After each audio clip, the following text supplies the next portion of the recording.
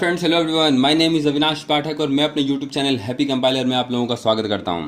तो दोस्तों, आज मैं आया हूं आपके सामने फंक्शन की अगली टॉपिक जो है स्कोप ऑफ वेरिएबल्स। ये एक बहुत ही इंपॉर्टेंट टॉपिक है इस पर्सपेक्ट से कि बोर्ड एग्जाम्स में इस टॉपिक से बहुत सारे क्वेश्चंस आते हैं। मतलब फंक्शन का जो इंपॉर्टेंट टॉपिक है वो है स्कोप ऑफ वेरिएबल। इसमें आपको आउटपुट के क्वेश्चन आएंगे, एरर फाइंडिंग के क्वेश्चन आएंगे। तो इसलिए मैं चाहता हूं कि इस टॉपिक को आप बहुत ध्यान से समझिए और लास्ट तक इस वीडियो को जरूर देखें। तो आज हम लोग क्या क्या कवर करने वाले हैं, आज मैं आपको बताने वाला हूं what is scope of variable, scope of variable क्या होता है, local scope and global scope क्या होता है, और एक वेरिएबल का लाइफ टाइम क्या होता है। लाइफ टाइम कहने का मतलब है कि ये कब तक सर्वाइव करता है एक प्रोग्राम में, कब तक इसकी वैल्यू एक्सेसिबल होती है। तो चलिए बढ़ते हैं आज के टॉपिक की तरफ। देखिए, हमारे सामने एक टॉपिक है स्कोप ऑफ वेरिएबल। अब स्कोप ऑफ वेरिएबल क्या बोलता है कि scope refers to part of program within which a name variable name is legal and accessible. यहाँ पे आपको कुछ पॉइंट्स को बहुत ध्यान से समझने पड़ेंगे, ठीक है। तो देखिए, सबसे पहला चीज होता है part of program within which a name, ठीक है। नेम कहने का मतलब हो रहा है वेरिएबल नेम, यहाँ मैंने लिख करके रखा है। नेम कहने का मतलब है वेरिएबल नेम। तो जब भी कोई एक वेरिएबल का नेम वो कहां तक हमारे प्रोग्राम में लीगल या एक्सेसिबल होगा, तो लीगल या एक्सेसिबल इस टर्म को समझना है ध्यान से। मैं लीगल कहने का मतलब होता है कि उस वेरिएबल को मैं कब तक यूज कर पाऊंगा अपने प्रोग्राम में, मतलब कब उसकी अहमियत जाकर के खत्म हो जाएगी तब मैं उसे लीगल नहीं कहूंगा, ठीक है। जब तक उसकी अहमियत रहती है, जब तक उस वेरिएबल का काम रहता है हमें, तब तक हम उसे लीगल कहते हैं, या एक्सेसिबल भी उसी को कहते हैं। एक्सेस कहने का मतलब कि सीधा सा मैं उसे यूज कर पा रहा हूं प्रोग्राम में। तो जब तक जिस वेरिएबल को यूज किया जाता है किसी प्रोग्राम में, तब तक वो लीगल और एक्सेसिबल कहलाता है। तो स्कोप हमारा वही बताता है कि कब किसी वेरिएबल को, जैसे a equals to integer input enter a number, तो a जो है हमारा वहां पर एक वेरिएबल है, तो वो कब तक लीगल या एक्सेसिबल रहेगा ये बताएगा हमारा स्कोप, ठीक है। फिर it refers to the visibility of variables. फिर एक नया वर्ड आता है हमारे पास, विजिबिलिटी। विजिबिलिटी कहने का मतलब भी यही, ऑलमोस्ट ये सेम चीजें हैं। विजिबल मतलब कब तक मैं उसे देख पाऊंगा। तो देख पाने का अर्थ यहां पर यह है कि देख पाना मतलब कि आप कब तक उसे यूज कर पाएंगे अपने प्रोग्राम में, ठीक है। तो स्कोप ऑफ वेरिएबल क्या बोल रहा है कि एक वेरिएबल की कब तक लाइफ टाइम होती है, मतलब वो कब तक हमारे प्रोग्राम में यूज होने जा रहा है, कब तक वो लीगल है, कब तक एक्सेसिबल है, कब तक विजिबल है। ये सारे वर्ड्स एक ही जैसे हैं, बस मीनिंग अलग अलग है, तो उसको स्कोप ऑफ वेरिएबल बोला जाता है, ठीक है। बढ़ते हैं आगे। तो there are broadly two kinds of scope in Python. दो तरीके का स्कोप होता है हमारे पाइथन में, ठीक है। एक है हमारे पास में ग्लोबल स्कोप। चलिए देखते हैं ग्लोबल स्कोप क्या है। A name declared in main part of program. ये भी फिर ध्यान से समझिएगा ये वर्ड को, मेन। मैं आपको बता चुका हूं मेन पार्ट क्या कहलाता है, कि वैसा पार्ट जो कि फंक्शन से बाहर होता है, मतलब पूरा प्रोग्राम जस्ट फंक्शन को छोड़ करके जो पूरा प्रोग्राम होता है वो मेन पार्ट हमारा कहलाता है। तो name declared in main part of a program is set to have a global scope, ठीक है। तो जो भी वेरिएबल मेन पार्ट में लिखे हुए रहते हैं उनको हम कहते हैं कि उसका स्कोप, उस वेरिएबल का स्कोप ग्लोबल स्कोप है। और ग्लोबल नाम से पता चल रहा है, ग्लोबली मतलब पूरे प्रोग्राम में ये एक्सेसिबल रहेगा, ठीक है। वही अगली वर्ड है, लाइन लिखी हुई कि and is usable inside the whole program, ठीक है ना। पूरे प्रोग्राम में हम लोग उसको यूज कर पाएंगे, कोई लिमिटेशन नहीं है उसका, कहीं स्कोप खत्म नहीं होता, वो पूरे प्रोग्राम में लीगल, एक्सेसिबल, विजिबल सब चीज है। एंड ऑल ब्लॉक्स, तो पूरे प्रोग्राम के साथ साथ ब्लॉक्स। ये ब्लॉक्स क्या कह रहा है, तो ब्लॉक्स देखिए, ब्लॉक्स क्या होता है, फंक्शन ब्लॉक। और ये एक लिखा है अदर ब्लॉक, तो अदर ब्लॉक कहने का मतलब होता है इफ, फॉर, ये सब भी तो सारे ब्लॉक्स ही है ना। तो ये पूरे प्रोग्राम के हर एक जगह पे, पूरे प्रोग्राम में, सारे ब्लॉक्स में, सब जगह पे एक्सेसिबल हो सकता है। अब लोकल स्कोप समझते हैं क्या है। तो लोकल स्कोप नाम बता रहा है, लोकल बहुत छोटी, मतलब नाम से ही पता चलता है, लोकल मतलब कुछ लिमिटेड चीजें हैं। A name declared in a function body is said to have a local scope। देखिए यहाँ फिर वर्ड है फंक्शन बॉडी। फंक्शन बॉडी में आपको बताया ना, जो डेप्थ से हम लोग स्टार्ट करते हैं, तो डेप्थ से स्टार्ट करके जहां तक हम लोगों का ब्लॉक चलता है, जो बॉडी चलती है, वही फंक्शन बॉडी कहलाती है। तो अगर आपने किसी वेरिएबल को फंक्शन बॉडी के अंदर डिक्लेयर किया है तो उसका स्कोप लोकल है। और एक लाइन यहां पर आपको ध्यान से सुनना चाहिए कि लोकल स्कोप का जो एक्सेसिबिलिटी होती है वो विथ इन द फंक्शन ही होती है। फंक्शन से बाहर आप जैसे ही उसे मेन पार्ट में यूज करने की कोशिश करेंगे, उसका स्कोप खत्म हो जाएगा। वो ना तो लीगल रहेगा, ना तो एक्सेसिबल रहेगा, ना विजिबल रहने वाला है, ठीक है। तो बढ़ते हैं हम लोग अगली टॉपिक की तरफ। देखते हैं अगला टॉपिक हमारा क्या है। अगला है सैंपल प्रोग्राम। अब इस सैंपल प्रोग्राम में देखिए क्या समझ आ रहा है, बहुत चीजें आपको ध्यान से समझनी पड़ेंगी। ध्यान से आप प्रोग्राम को देखते जाइए।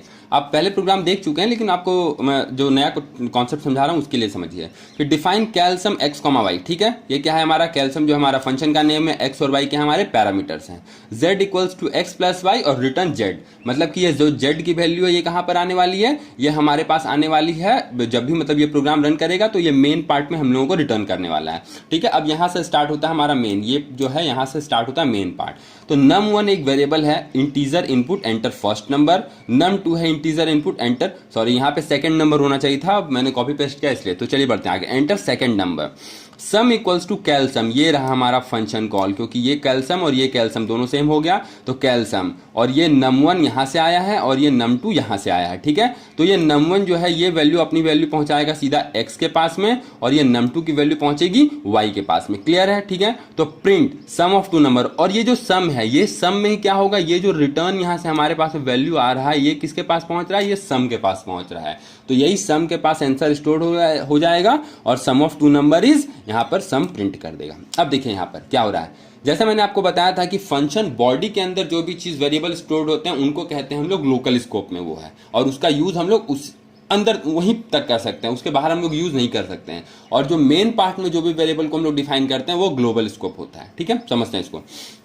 तो यहाँ पे हमारे पास में जो x, y और z ये तीनों चीजें हैं, ये क्या है, ये लोकल है, क्योंकि ये with in this body use हो रहा है, फंक्शन बॉडी में यूज हो रहा है। लेकिन वही हमारे पास में ये जो num1 है और ये जो num2 है ये क्या है, ये ग्लोबल स्कोप है, क्योंकि इसको हम लोग मेन पार्ट के अंदर में लिख रहे हैं, ठीक है। तो इसीलिए हमारा num1 और num2 जो है वो ग्लोबल स्कोप कहला रहा है। वही नीचे लिखा हुआ है कि हर x, y and z are local variable as it is defined under function, whereas num1, num2 and sum, ये भी तो एक वेरिएबल है ना सम, तो sum are global variable as it is defined under main part. मैं आपको एक प्रोग्राम को यूज करके, इसी प्रोग्राम को मैं यूज करके आपको समझाता हूं तो आपको और क्लियरली समझ में आने वाला है, ठीक है। तो चलिए बढ़ते हैं, देखते हैं प्रोग्राम।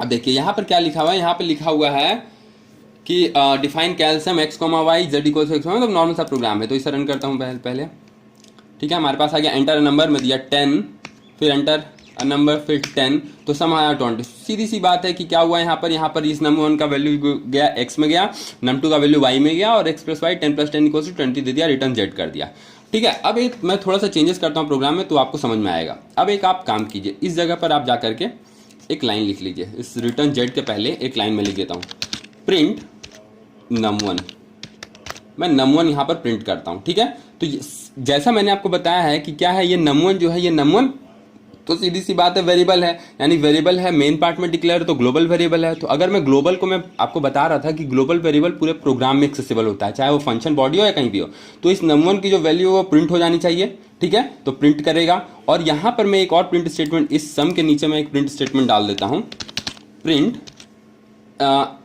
z की वैल्यू मैं प्रिंट कर देता हूं, सॉरी छोड़िए, मैं x की वैल्यू प्रिंट करता हूं, क्योंकि x तो यहां पर जा रहा है ना, x की वैल्यू मैं यहां पर प्रिंट करता हूं, x यहां पर वेरिएबल लिया हुआ है।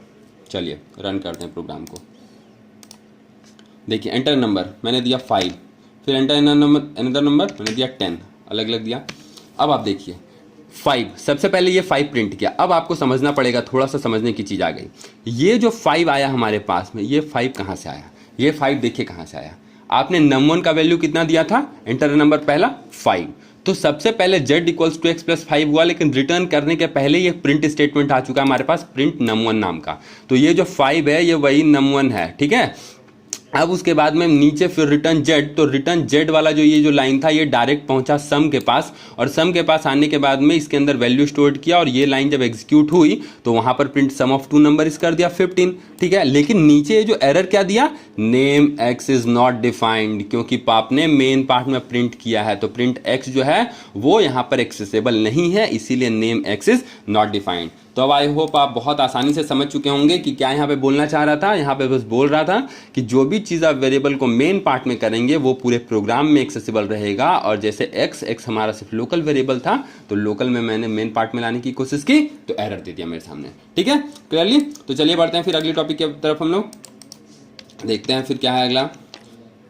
तो यहाँ पर यही चीज़ था, ठीक है। फिर आगे variable defined outside all functions are global variable. अब फिर से एक समझने की चीज आ गई कि जब भी अगर किसी वेरिएबल को हम लोग पूरे मेन फंक्शन के बाहर डिक्लेयर करते हैं, मेन पार्ट के बाहर, या फिर आप कह सकते हैं सबसे ऊपर, मतलब एकदम फर्स्ट लाइन वहीं से स्टार्ट होगी, तो वो वेरिएबल भी हमारा ग्लोबल वेरिएबल कहलाता है। तो यहाँ क्या लिखा है कि variable can also be defined when before all the function definitions, और we can say at the top level segment, ठीक है। क्या बोल रहा है, सारे फंक्शन डेफिनेशंस के ऊपर में, या फिर एकदम टॉप लेवल सेगमेंट है। यहाँ 2 पॉइंट ध्यान देने वाली, एक है टॉप लेवल सेगमेंट और एक है फंक्शन डेफिनेशन, ये 2 वर्ड है, ठीक है। तो 2 वर्ड में आप समझिए कि टॉप लेवल सेगमेंट में बोल रहा है और फंक्शन डेफिनेशंस के ऊपर।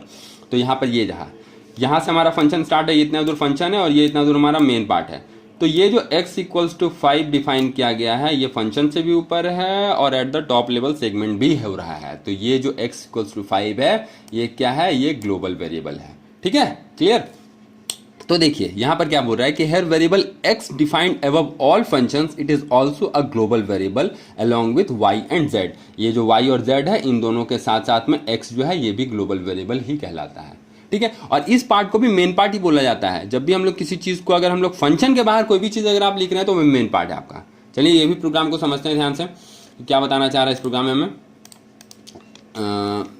रन करता हूँ मैं प्रोग्राम को। देखिए ये हमारे पास में प्रोग्राम है, सेम प्रोग्राम लिखा हुआ है। अब इसे रन करते हैं, देखते हैं क्या होता है। देखिए हमसे पूछा गया है यहाँ पर एंटर नंबर। चलिए मैं इस आउटपुट को क्लियर कर देता हूँ तो आपको बहुत अच्छे से और समझ में आएगा। रन मॉड्यूल को फिर से करते हैं। तो ये देखिए हमसे नंबर पूछा जा रहा है यहाँ पर, एंटर एन नंबर। आप नंबर सप्लाई कीजिए। सपोज मैं 5 दिया। अब आपको मैं पहले ही बताता हूँ, आप बताइए कि 5 देने के बाद क्या होगा यहाँ पर, ठीक है। देखिए ये जो 5 हुआ ये किसकी वैल्यू हुई, ये इस y की वैल्यू है। इस y की वैल्यू यहाँ पर पहुँची 5, मैंने 5 सप्लाई किया। अब ये 5 जो है ऑटोमेटिकली किसके पास चला गया, ये चला गया इस a के पास। क्लियर। अब b equals to a plus A, मतलब b के अंदर कितना हो गया, 5 + 1 6 स्टोर हो गया। और ये रिटर्न b, तो मतलब कि ये जो b है रिटर्न स्टेटमेंट है वो किसके पास पहुंचेगा, वो पहुंचेगा इस z के पास। क्लियर। अब इस z के पास पहुंचने के बाद में यहां पर क्या कह रहा है, y plus function of x। तो ये फंक्शन ऑफ x जो है यही तो हमारा रिटर्न क्या है ना, यहाँ पर 6, ये रिटर्न क्या है 6 यहाँ पर, और साथ में y। तो ये y क्या है, ये इसकी जो वैल्यू, तो हम लोगों ने पहले ही रखा था इस वैल्यू को 5। तो यहाँ पर अब स्टेटमेंट हमारा क्या हो जा रहा है, ये हो जा रहा है हमारा 5 के साथ में ऐड होने वाला है 5 + 6। तो 5 + 6 प्रिंट z क्या होना चाहिए, 11। देखते हैं 11 आता है कि नहीं यहाँ पर, ठीक है। रन करके तो एंटर नंबर 5, ये देखिए हमारे सामने 11 आ गया, ठीक है। तो आपको क्लियरली समझ में आ चुका है ना। तो मैं क्या बताना चाह रहा था, बहुत आसान सा चीज़ था कि यहाँ पर y की वैल्यू जो थी 5 पहले ले ली गई थी, तो ये 5 पहुँच गया a की वैल्यू में, और b इक्वल्स टू बन गया a + 1, मतलब 5 + 1 6, और ये रिटर्न b स्टेटमेंट z के पास पहुँच गया, क्योंकि इस लाइन में मैंने फंक्शन कॉल किया है और पहले ही से y को यहाँ पर ऐड किया जा रहा है। तो ये y यहाँ पर है। तो यहाँ पर आप समझने की क्या चीज़ है, देखिए ये x = 5 जो था ये ग्लोबल सेट किया हुआ था। ग्लोबल कहने का मतलब कि ऑटोमेटिकली x = 5 जो थी वो यहाँ पर काम करना स्टार्ट कर दी है। x की वैल्यू 5 बन चुकी है। लेकिन ये जो फंक्शन ऑफ x रहा, तो x यहाँ से सीधी अपनी वैल्यू a तक पहुँचाया और अपना ये काम हो गया, b = a + 1, और फिर फाइनली y को मैंने 5 लिया था, ये यहाँ पर पहुँच गया। मतलब बहुत आसान सा चीज़ था कि आप प्रोग्राम को एकदम आसानी से समझ सकते हैं। अगर आपको फिर भी कोई डाउट हो रहा हो तो आप मुझे बिल्कुल कमेंट सेक्शन में पूछें कि ये प्रोग्राम कैसा रन किया, मैं फिर से इसे समझाने की कोशिश करूंगा। लेकिन बहुत सिंपल सा चीज़ था, बहुत सिंपल सा प्रोग्राम था। तो चलिए बढ़ते हैं हम लोग अगली टॉपिक की तरफ अपने।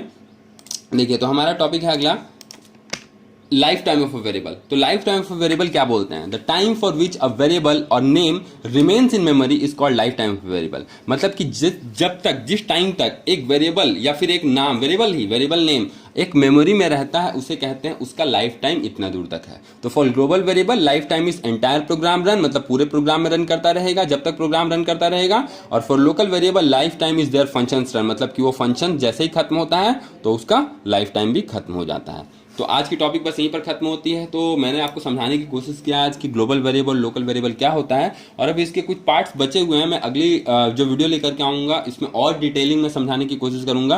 तब तक आपको अगर कोई भी डाउट हो तो आप मुझे प्लीज़ कमेंट सेक्शन में कमेंट करें, और अगर आपको वीडियोस पसंद आए तो लाइक करना बिल्कुल ना भूलें। तो thank you for watching guys, और जो नए हैं मेरे चैनल पे वो सब्सक्राइब करना भी बिल्कुल ना भूलें, और साथ में बेल आइकन को जरूर दबाएं अपडेटेड रहने के लिए। Thank you very much.